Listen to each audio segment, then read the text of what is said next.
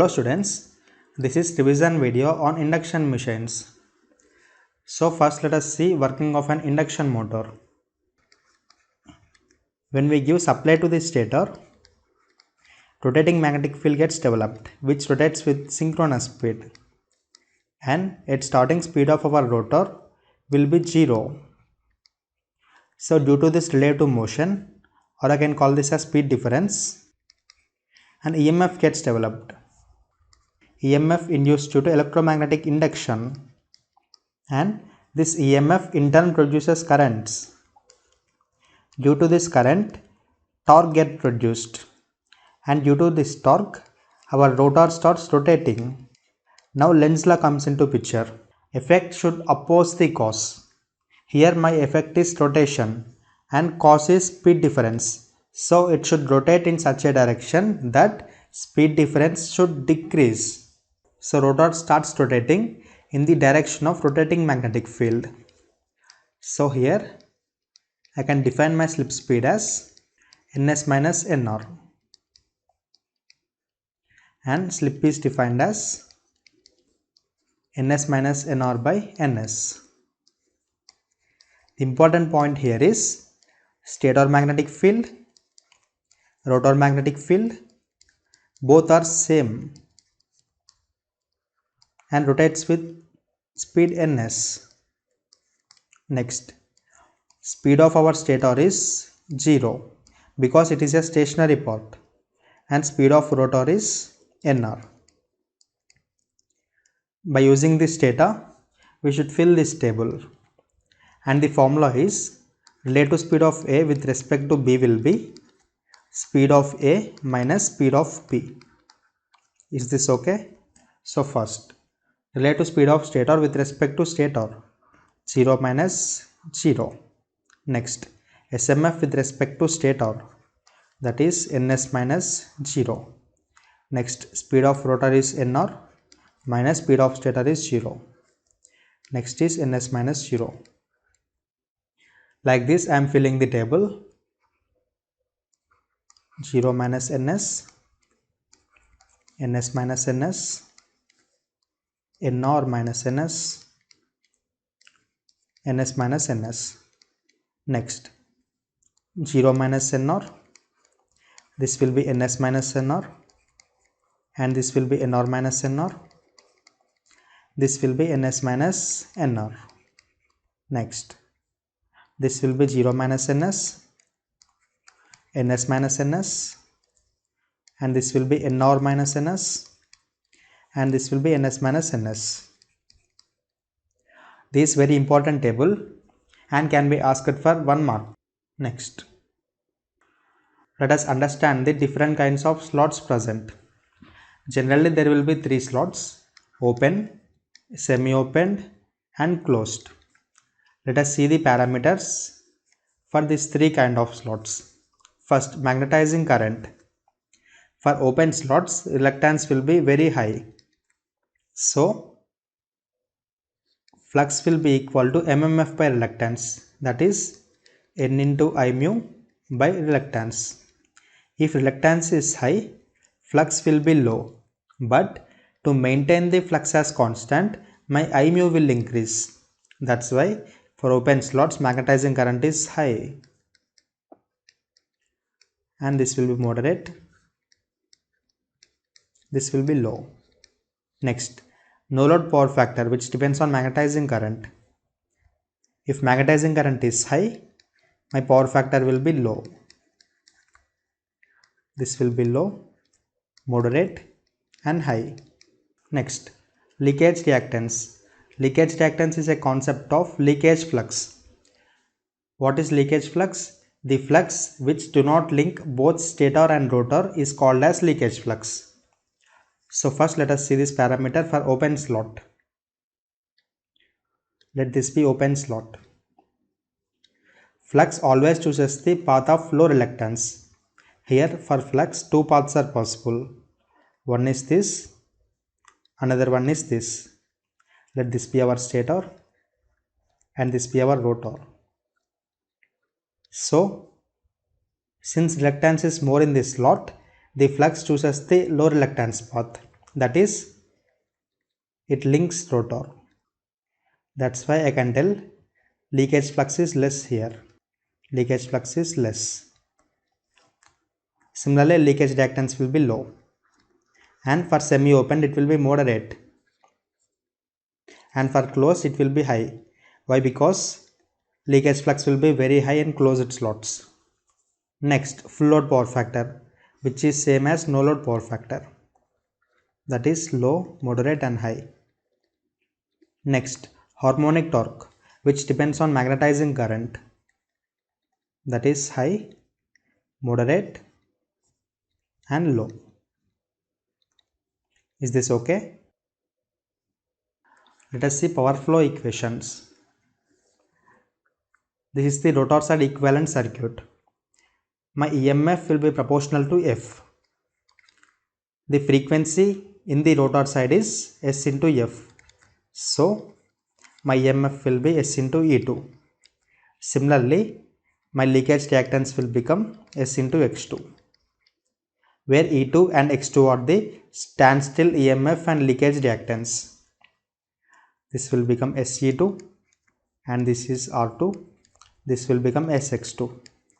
But to refer to stator side, this term should be independent of S. That's why I am dividing the entire circuit with S. This will become E2, R2 by S and X2.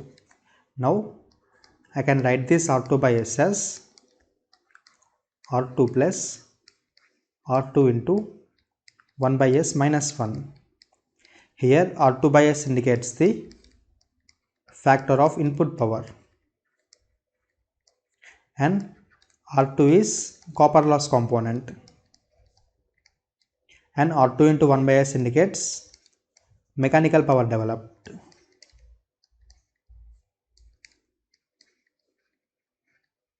So I am writing the same things here. E2, R2, X2, R2 into 1 by S minus 1. From this circuit, my input power will be power input to the rotor, or I can also call this as air gap power,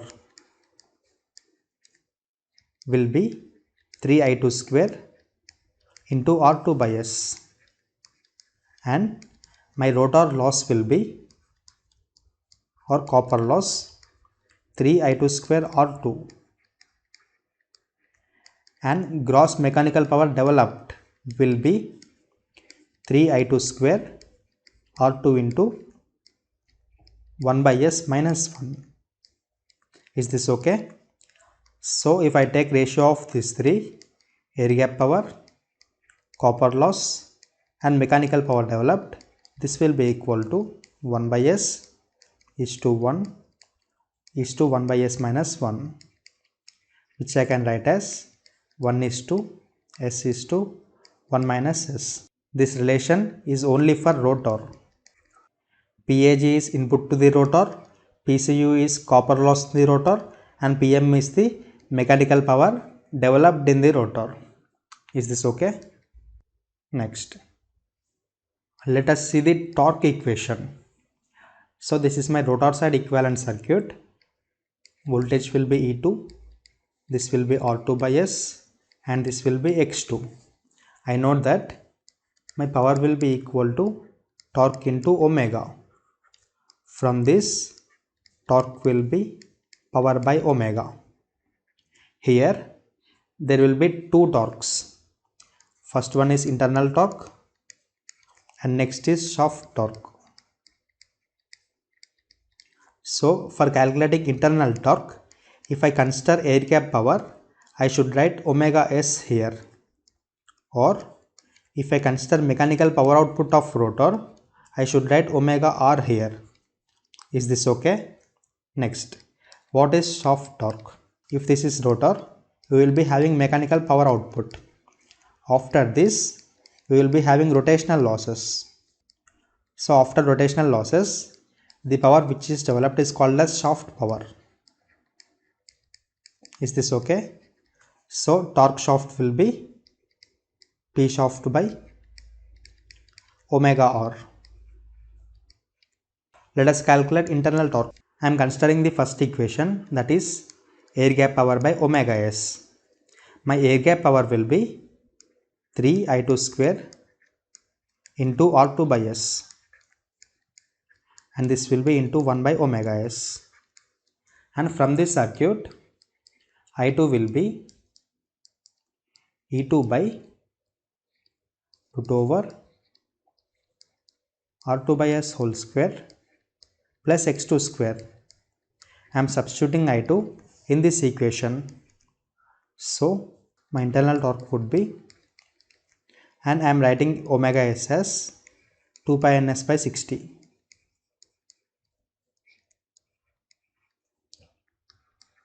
This will be 180 by 2 pi ns into E2 square by R2 by S whole square plus X2 square into R2 by S. This is the equation for my internal torque. Next,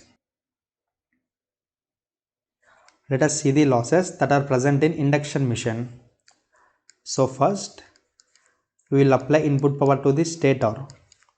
In stator, you will be having stator copper loss and stator iron loss, which I can also call as core loss. Next, after this, the output power of stator is also called as air gap power, and this is input power to the rotor. In rotor, you will be having two losses, rotor copper loss and rotor iron loss. But these iron losses are depending on the frequency. My rotor frequency will be very less, so I can neglect this iron loss. That's why in rotor you will be having only one kind of loss, that is rotor copper loss. After this rotor you will be having mechanical power developed, or I can call as gross mechanical power developed. This will be given to the shaft. In the shaft you will be having rotational losses, which are friction and windage losses and stay losses. The output of this is called as shaft power or useful power, which we will give to the load. Next, in this, stator iron loss and rotational loss, these two are called as constant losses. Stator copper loss, rotor copper loss, these two are called as variable losses. Is this okay? Next, let us understand the torque slip characteristics. This is the torque equation we have derived. At starting conditions, my slip will be nearly equal to 1 because speed of rotor is nearly 0. From this I can tell that R2 by S will be less than X2. So I can neglect this R2 by S. If I neglect this R2 by S, my equation will be torque equal to 180 by 2 pi ns into E2 square by X2 square into R2 by S. So this will be torque under starting conditions. From this I can tell that T starting is proportional to 1 by S, or T starting is inversely proportional to S. Is this okay? Next, let us see torque under running conditions. Here slip will be very low. It will be nearly 0.02 like that. So I can tell that R2 by S will be greater than X2. That's why I can neglect X2 here. If I neglect X2, what will happen? Torque will be K into, I am writing this Holder mass K, E2 square by R2 by S whole square into R2 by S. So finally, my torque under running conditions will be K into SE2 square by R2. Here, it is directly proportional to S. So at starting it is inversely proportional to S. In running conditions, torque is directly proportional to S. The same thing we will see in these characteristics. This is starting where NR is equal to 0. slip will be 1. It is inversely proportional to s. That's why the graph is a hyperbola. Under running conditions, it is directly proportional to s. That's why it is in linear region. Next, after this, if nr is greater than ns, my slip will be negative, and I can also call this as generating region. So here nr will be greater than ns, negative slip. This is also called as generating region. And if I interchange the direction of ns, that is, if ns and nr are rotating in opposite direction, my slip will be ns plus nr by ns, or I can tell that it is greater than 1. This is also called as plugging, which is a kind of braking. So if slip is greater than 1, I can call this as a braking region. This is called as starting torque.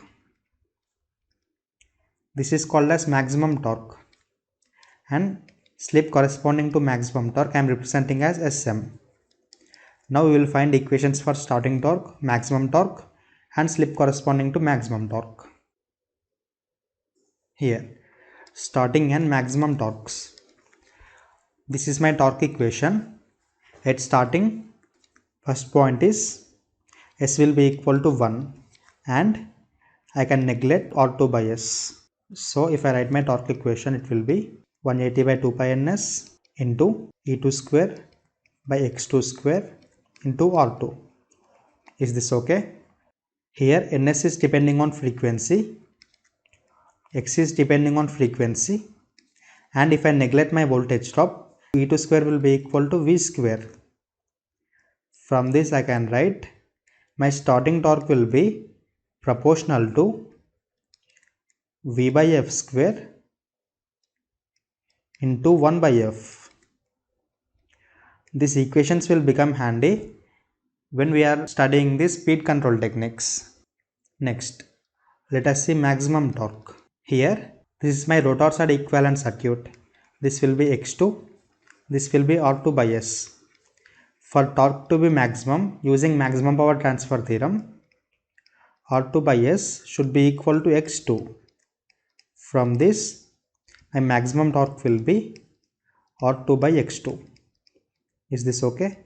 Next, if I substitute this Sm in the place of S, I will get torque maximum as 180 by 2 pi ns into E2 square by 2x2 square into R2 by x2. So this will be equal to 180 by 2 pi ns into E2 square by 2x2. Here ns is depending on frequency, x2 is depending on frequency, and if I neglect voltage drop, this is equal to V square. So I can write maximum torque is proportional to V by F whole square, and slip at maximum torque is proportional to 1 by F. So do remember these two equations. Next, relation between different torques. You can derive this directly by using torque formula. So let me write. T full load by T max will be 2A SFL by A square plus SFL square, where A is R2 by X2. Slip at maximum torque. Next, I can also write this as 2 by A by SFL plus SFL by A. Starting torque by maximum torque, this will be equal to 2A by A square plus 1. Questions will be directly asked based on these equations. Next, if a graph is given, how to find stability of machine? So what you will do is, first increase the speed. If you increase the speed of motor, if load torque is greater than electromagnetic torque, then I can tell that my motor is stable. If load torque is less than electromagnetic torque, then I can tell that motor is unstable. Very simple. Now let us study about approximate equivalent circuit. Here what we are doing is, we will consider stator side parameters and rotor side parameters refer to stator side. This is core loss component of stator. This is magnetizing component. This is copper loss of stator. This is copper loss of rotor refer to stator. And these are leakage reactance respectively. This circuit is under standstill condition. Now, under running conditions, circuit will be like this. R1 component R2 dash by S will come here. X1, X2 dash. Now, if I need to find the slip at maximum torque, what I should do is, I should equate R2 dash by S with R1 square plus X1 plus X2 dash whole square, following the maximum power transfer theorem. Next, if I need to find the slip at maximum mechanical power developed, what I should do is,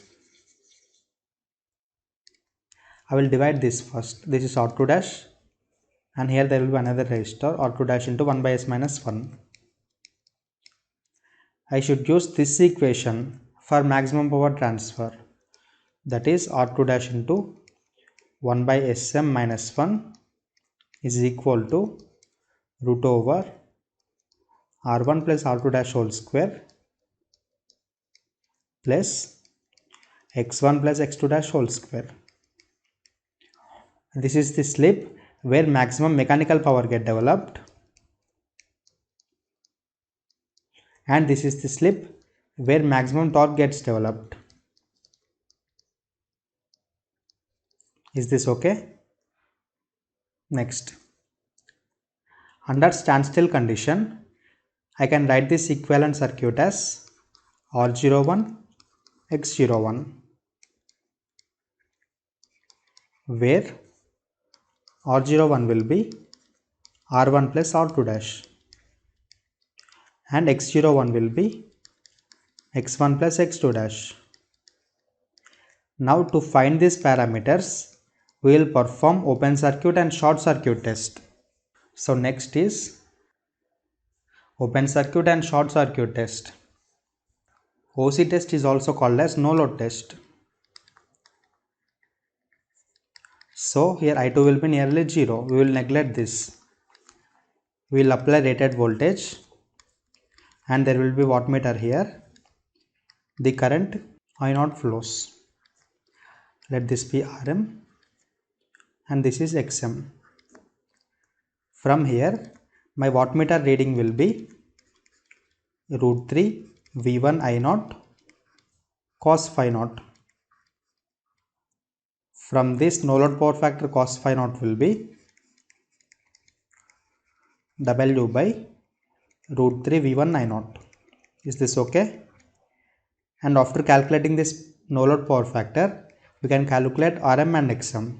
That is, Rm will be equal to V1 by I0 cos phi 0 and Xm will be equal to V1 by I0 sin phi 0. Is this okay? Next, short circuit test. This will be R01 X01 and let the applied voltage be V2. Current flowing is ISC. Here we will apply very less voltage to ensure that only rated current is flowing because it is short circuited. From this my wattmeter reading will be 3 ISC square R01. So I can write R01 as W by 3 ISC square, that is power by 3 ISC square. Next, if I calculate V2 by ISC,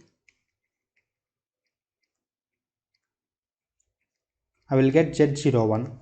So from this x01 will be root over z01 square minus r01 square. Is this okay? And if I need to calculate the short circuit power factor, I can calculate like this. That is root 3 V2 ISC cos phi SC will be wattmeter reading. From this I can calculate cos phi SC. Next, to find the resistance, we will perform a test. If our winding is star connected, this will be Rm. The resistance calculated will be 2 Rm. So from this, Rm will be R1 by 2. Next, if our winding is delta connected, the resistance calculated will be 2 Rm by 3. From this I can write Rm as 3R2 by 2. Is this okay? This is about OC and SC test. Next is starting methods of induction machine. That is, at starting S will be nearly equal to 1. So my load component R2 into 1 by S minus 1 will be equal to 0. That's why there will be high currents at starting.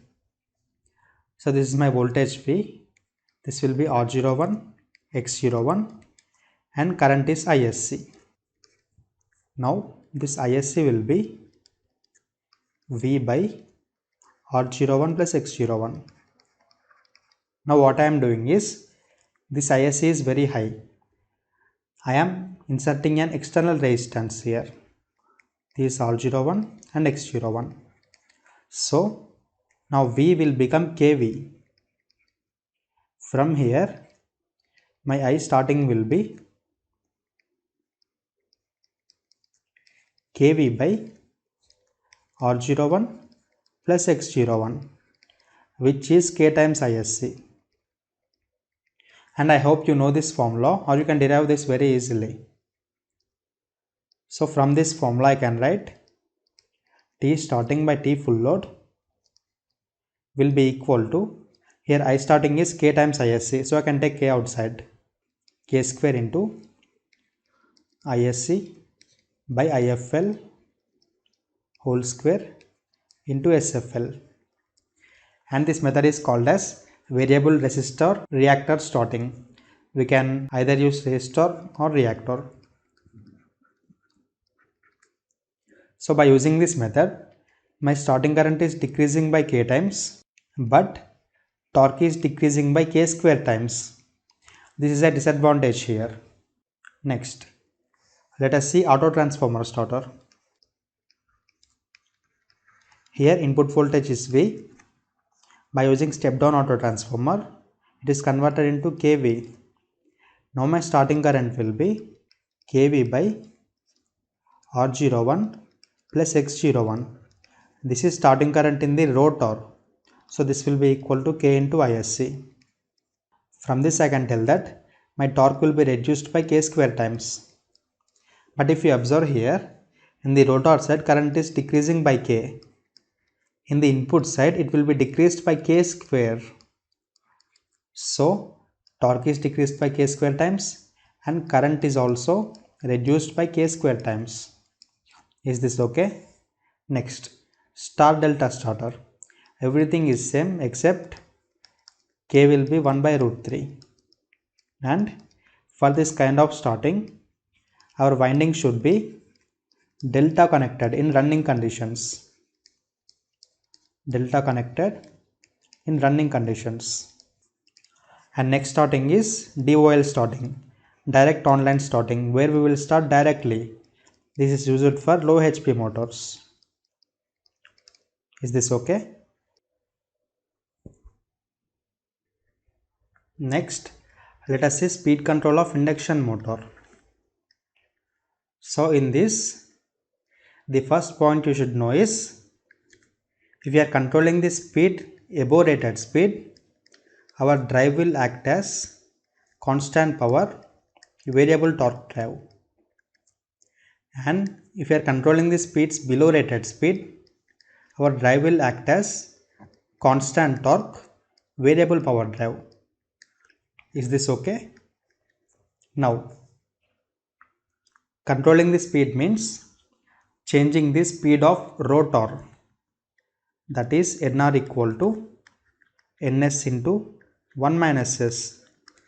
Now to change the speed Nr, I can either change synchronous speed or I can vary my slip. So from this, I can either change my synchronous speed or I can control my slip. First, let us see slip control techniques. Now, torque will be K into SV square by R2. In this slip control, let us assume my torque as constant. So, if torque is constant, from this I can write S1 V1 square by R2 will be equal to S2 V2 square by some another resistance R2 plus R external. Is this okay? Now, let us come to the point. If we need to change the slip, I can either change R2 or voltage. If I add an external resistor here, that is SV square by R2 plus R external, to make the torque as constant, my slip will increase. Is this okay? So, if slip increases, my speed will reduce. This is for below rated speed. Below rated speed. And equation will be, since we are varying R2 here, S1 by R2 will be equal to S2 by R2 plus R external. Is this okay? Next, we can change the voltage here. The thing is, we cannot increase voltage beyond the rated value. That's why we will decrease the voltage. So, if we decrease the voltage, to maintain torque as constant, slip will again increase. That's why this is also below rated speed. And from this equation, R2 is constant. We are only varying voltage here. That's why S1 V1 square will be equal to S2 V2 square. Is this okay? This is for voltage control, and this is adding R external. Next, there is another speed control, that is EMF injection, where we will inject an EMF in the rotor circuit. For this, the equation will be S2 into E1 plus or minus E injected whole square. Plus indicates we are injecting the EMF in phase. Minus indicates we are injecting the EMF out of phase. Is this okay? Next, let us see synchronous speed control now. To control the synchronous speed, we can either change frequency or number of poles. Now, first let us discuss about frequency. If I increase the frequency, NR will increase, that is above rated speed. And if I decrease the frequency, NR will decrease, that is below rated speed. Next, in the second case, my flux will be proportional to V by F.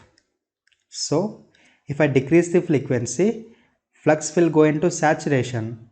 If flux goes into saturation, I mu increases, which in turn increases losses and power factor will be reduced.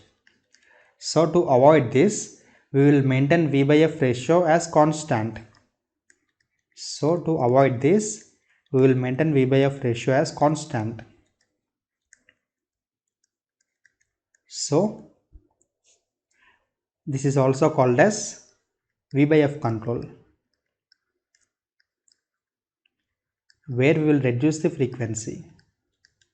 Next, here flux is proportional to V by F, but I cannot increase the voltage above rated value. That's why this is called as pure frequency control. But here the disadvantage is my maximum torque, which is proportional to 1 by F square, this will decrease.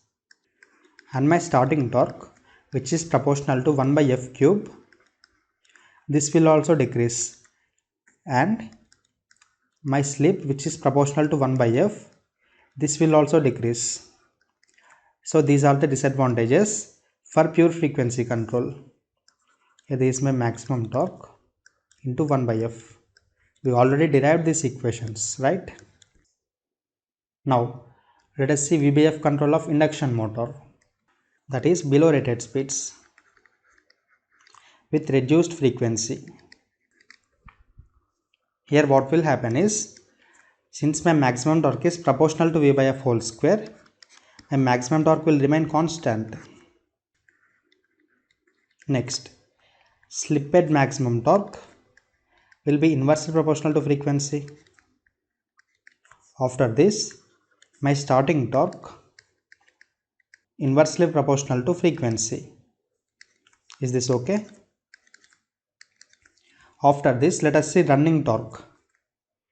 My running torque will be 180 by 2 pi ns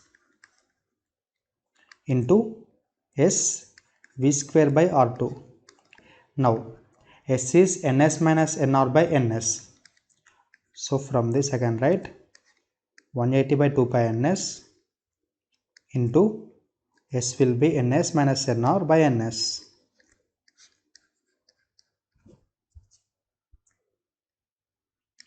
Into V square by R2. So ns is proportional to F, and I can write this as torque under running conditions is proportional to V by F whole square into ns minus nr. Is this okay? So from this equation, since it is for below rated speed, my drive acts as constant torque variable power drive. Here my torque will be constant and V by F is also constant. From this, ns1 minus nr1 will be equal to ns2 minus nr2. Now we know ns1, that is 120 into f1 by p, and we know nr1, and after reducing the frequency we know ns2, where f2 is less than f1, and from this equation we can find nr2. Is this okay? This is about changing of frequency in synchronous speed control. Next is changing the poles. Here we can change the poles by changing the direction of current. If the current direction is like this, we will be getting 4 poles. But if we change the direction of current, that is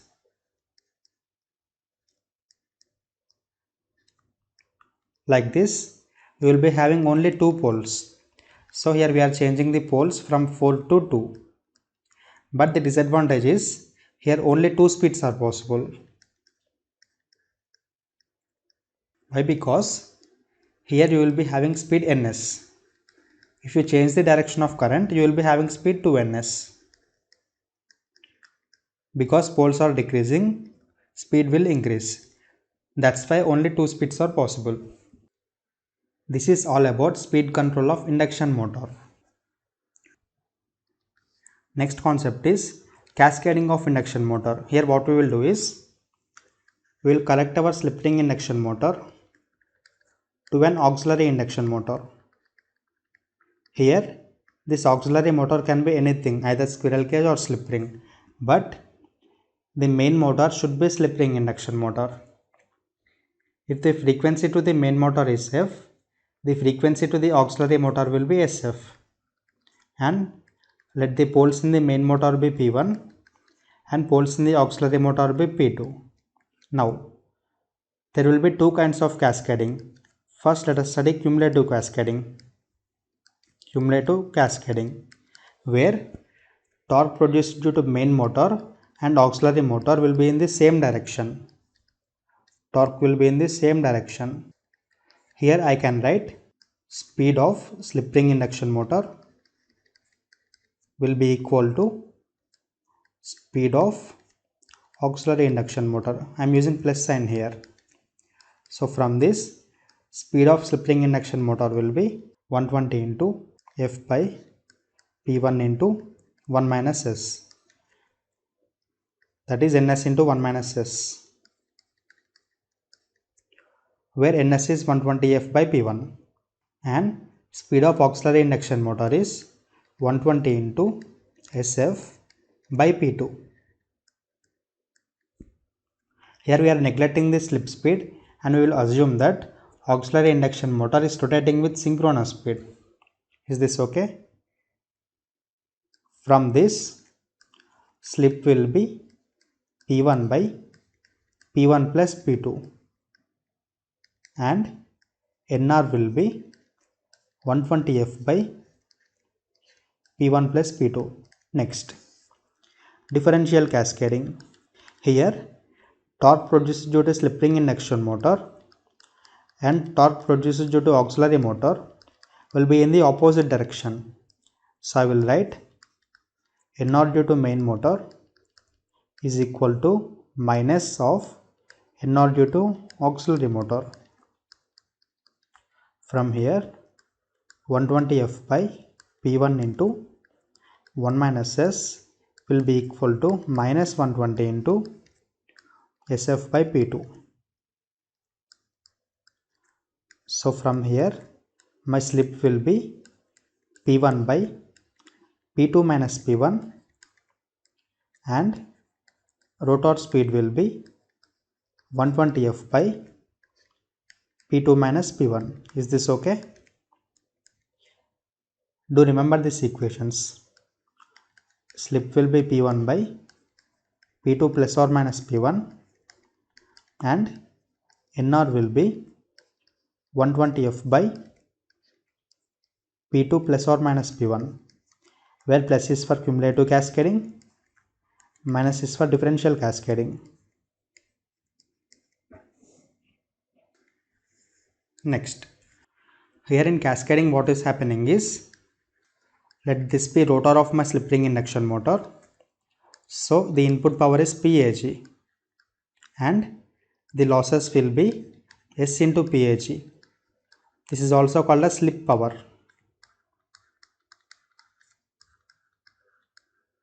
And my output will be 1 minus S times PAG. So here what we are doing is, we are giving the slip power to auxiliary induction motor. Hence, this is also called as slip power recovery scheme. Now, if I want to calculate the ratio between mechanical output and electrical power saved, that is, mechanical output is 1 minus S into PAG and electrical power saved is S into PAG. The ratio will be 1 minus S is to S. If we substitute the value of S, the answer will be P1 is to P2. This is about slip power recovery scheme. Next concept is braking of induction motor. Here there will be three techniques. First one is plugging, where we will reverse the direction of rotating magnetic field. So initially, if it is rotating in this direction, we will reverse the direction. This will be Ns and this will be Nr. So if the slip here is S, slip here will be 2 minus S. Now my initial braking torque will be T plugging torque plus T load torque. You know the T load torque. T plugging torque can be found by substituting 2 minus S in the place of S in the torque formula. Wherever S will be there, replace S with 2 minus S. You will get plugging torque. Next, dynamic braking. Here we will cut off the supply and you will give a DC supply, and this DC supply will not rotate, so that gradually the rotor speed decreases. This is called as dynamic braking. And next is regenerative braking. Here what we will do is, we will gradually reduce the frequency. We will gradually reduce. That is, assume my synchronous speed is 1500 and my rotor is rotating with 1400 rpm. Now we will reduce the synchronous speed to 1000. So now my rotor will come from 1400 to 900. In this process, from 1400 to 1000, motor is acting as induction generator. So some of the power is being fed back to the source. This is called as regenerative braking. This is about braking of induction motors. Next concept is single phase induction motor. By double field revolving theory, I can tell that field produced by single phase will have two components. One is forward field, another one is backward field. These two will be equal in magnitude and opposite in direction. That's why my single phase induction motor is not self-starting. Not self-starting. For starting off this, we can use two methods. First one is by using pony motors, and next one is by using auxiliary winding. Using a motor for starting off another motor is not a good idea. So we'll proceed with auxiliary winding. In auxiliary winding, if coil is highly resistive in nature, this is called as resistive starting. And if coil is highly capacitive in nature, this is called as capacitive starting. Let us see these two. First one is resistive starting, where coil is highly resistive in nature.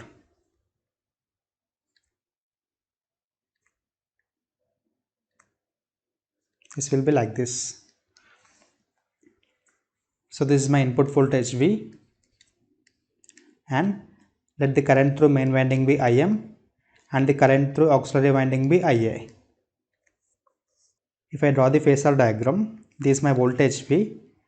Im will be highly lagging and Ia will be nearly in phase. Why? Because main winding is highly inductive. That's why it will be highly lagging. Let this angle be theta m and let this angle be theta. So here torque depends on angle between Im and Ia. If angle between Im and Ia is maximum, my torque will be maximum. In this diagram, the angle between Im and Ia is nothing but theta m minus theta. This should be maximum. So theta m will be tan inverse xm by rm, that is of main winding, and theta will be tan inverse xa by ra, that is of auxiliary winding, should be maximum. Now to make this maximum, we can add an external resistance here, that is Ra plus R external. This is about resistive starting. Next is capacitive starting. In this capacitive starting, my auxiliary winding will be highly capacitive in nature. There will be slight inductance and resistance, but it will be highly capacitive in nature. Let this be minus jxc, let this be jxa, and this resistance is R. Now if I draw phasor diagram, this is my voltage V and Im will be lagging. Let the angle be theta m. Now the current Ia will be leading. Why? Because it is highly capacitive. Let the angle be theta. For the torque to be maximum, theta m plus theta should be 90 degrees, right? Here theta m will be tan inverse xm by Ra, xm by Rm, and theta will be tan inverse xc minus xa by Ra. This should be 90 degrees. So from this equation, 1 minus xc minus xa by Ra into xm by Rm should be 0. If I calculate this, my xc will be xa plus Ra into Rm by xm. Is this okay? This is about capacitor starting. Next, this is capacitor start motor, where we will include large capacitance at starting, and if we continue using this capacitance, it will draw large amounts of current. So as soon as this motor starts, we will remove this capacitor. By using this, starting performance gets improved. This is capacitor run type, where we will use a small capacitor in both starting and running conditions.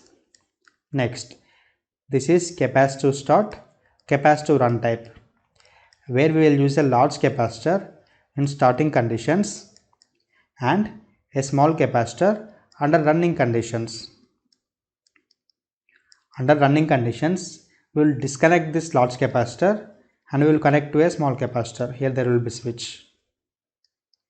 By using this, both starting and running characteristics gets improved.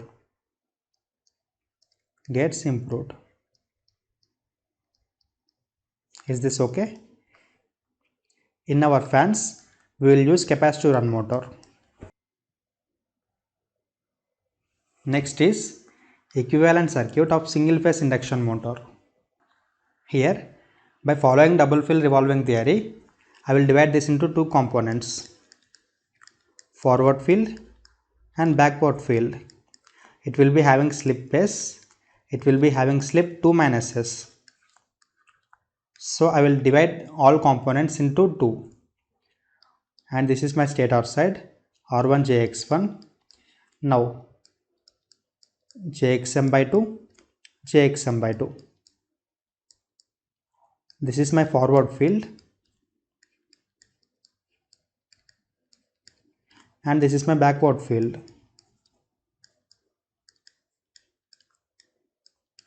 So this will become, let me write R2 dash by 2, R2 dash by 2 and X2 dash by 2, X2 dash by 2. This will become R2 dash by 2 into S, and this will be R2 dash by 2 into 2 minus S. This is the equivalent circuit of single phase induction motor. And the last topic is harmonics. In this you will be having three types of harmonics. First one is space harmonics, next one is time harmonics, and the third one is slot harmonics. In space harmonics, number of poles will change. So if P1 is P, P5 will be 5P and P7 will be 7P. In time harmonics, frequency will change. If F1 is F, F5 will be 5F and F7 will be 7F. While slot harmonics depends on number of stator and rotor slots.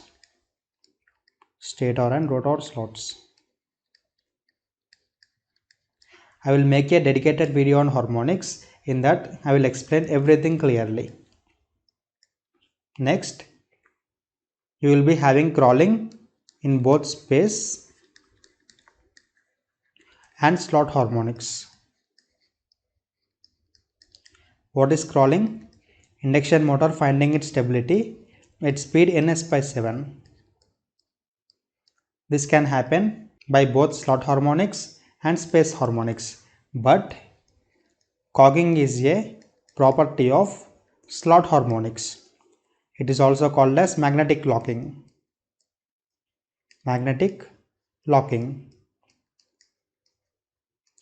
When both slots are the multiples of each other, this magnetic locking will happen. Finally, this is the revision video on induction machines. We will meet with another revision video.